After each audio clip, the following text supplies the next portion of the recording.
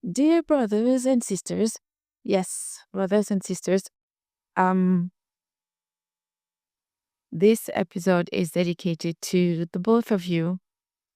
As much as I've been mostly speaking to sisters, I want to take this moment to share this reflection with you. Starting 2026 is weird, to say the least. Weird in the sense of bonjour, bonjour. I find this new year bittersweet.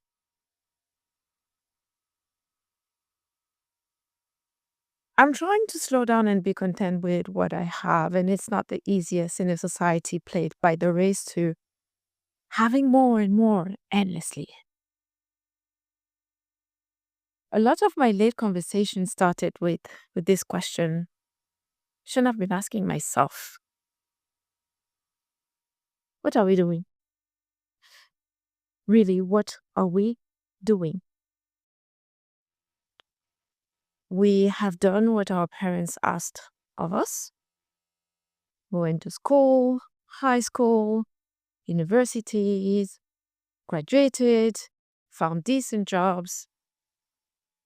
We got married or found partners, found companions.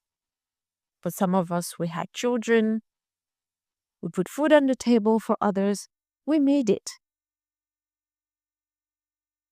But have we had a second chance at life?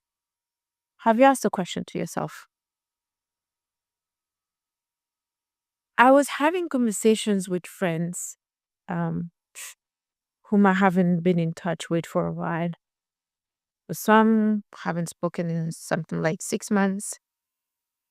For others, we hadn't spoken in years. And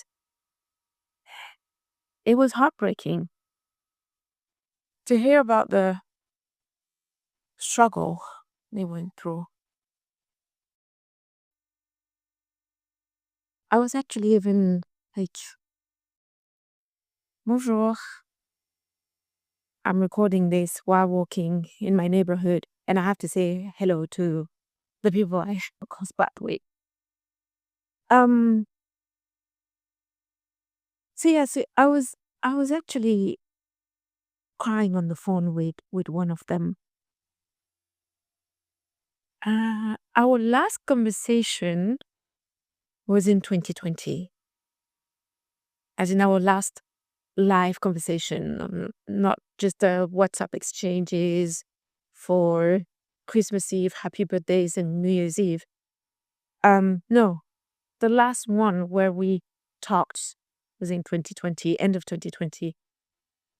And this time, catching up with him, I found out that that same year, he suffered a stroke and he was disabled for about 10 months. And then he had another incident in 2023 that led to a verdict from his neurologist. He can work only 60 to 70 days a year. 60 to 70 days a year, not more than that. Bonjour. And his condition is not even linked to his heart. The level of stress he had to go through has cut the power supply in his brain. He's doing better, but it took him those 2 episodes to set his priorities Well, obviously he was forced, but now this is the time where he wants to make sure that he's spending more quality time with his kids and that he doesn't go above and beyond. So whatever he has, he's content with. And there is this other friend. Well, she's more of an acquaintance, actually. We went to high school together. A highly intelligent woman. The last time we spoke, it was in 2022. I was so happy to rekindle with her because, well, such a bubbly and lovely soul. Looking back to when we were in high school, actually, before liking her, I was very envious of her because let me tell you, whatever kind of thing that we wanted or that you would want to do, she got things right. She was extremely good in sciences, mathematics. It was just effortless for her. She just got it. Extremely intelligent, really sharp mind. Um, so we found ourselves involved in the same nonprofit. And I remember when we reconnected through that organization, the joy in her voice to be reunited with a high school friend was immeasurable. She was she was interested in how I was doing, um, what I was doing, what my life looks like, what I was up to, what my interests were. At the time, she was planning to move from Europe back to Africa because she had a vision. Um, so she had worked in the finance industry, working in tech departments of the different companies she worked for. And she wanted to empower her community. An absolutely brilliant mind. Well, 2026 started with the news of her passing. And it got me thinking, what are we doing? Running from, oh no, more running after money, running after recognition, and thinking about her and the legacy, overall, the big legacy that she's leaving behind. Well, she definitely was burning the candle at both ends. There was um an online gathering to honor her, and people were sharing testimony of obviously um the great leader, the great woman, the great caretaker she was, the great the great visionary as well that she was. But to me, it was just all I heard was that she was always working, always taking care of others, always at the forefront. And I think we are somehow all having, sorry, this struggle, making sure that we're taking care of ourselves before we take care of others.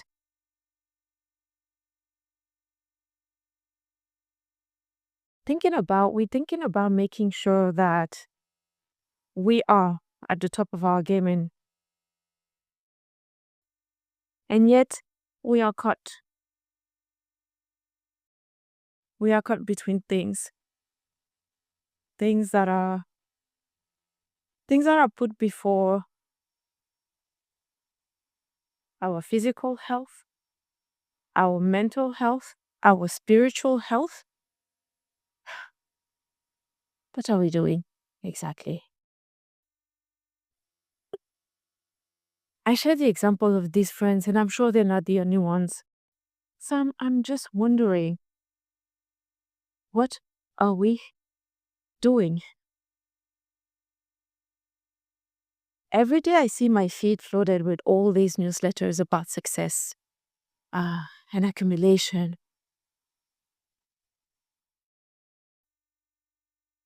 When we actually look at what we're doing, we're not doing living. We're not doing life. I don't want to sound patronizing, but the fact is that the winner didn't make rent on happiness. We are chasing absolutely impossible goals. Goals that somehow I kept guessing that I was supposed to go back to. That we have received, and it destroys us. This is more a loss of ourselves. Like the destruction of the temple, by the way. We haven't been listening. We haven't been listening to our spirits. We haven't been listening to, we haven't been looking at the signs.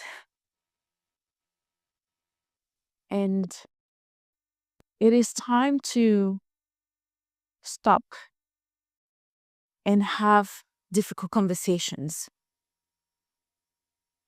about obedience, because we hold them forth like truth. And that obedience is gripping our core.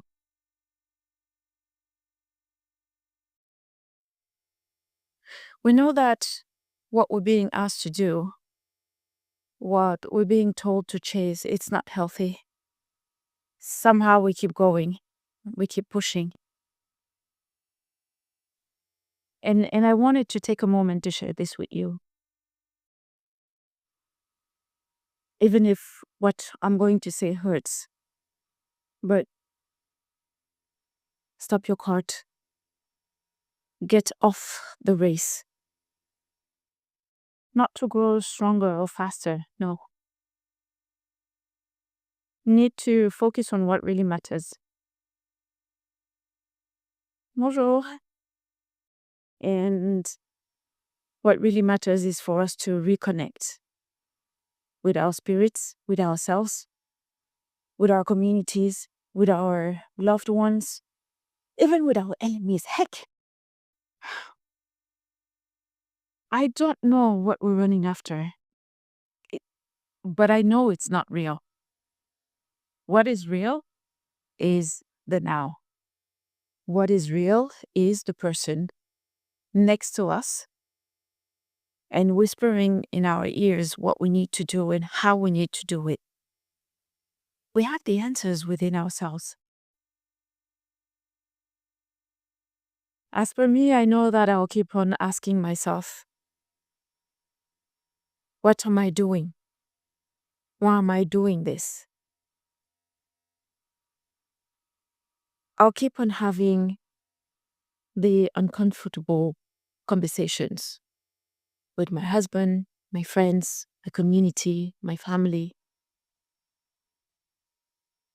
Those are uncomfortable for a reason. There are lessons. Brothers and sisters, take care of yourselves. Make sure that whatever you're doing, you're listening to that inner voice. If it's not where you're supposed to be going, if it's not what you're supposed to be doing, if it's not with whom you're supposed to be having those conversations,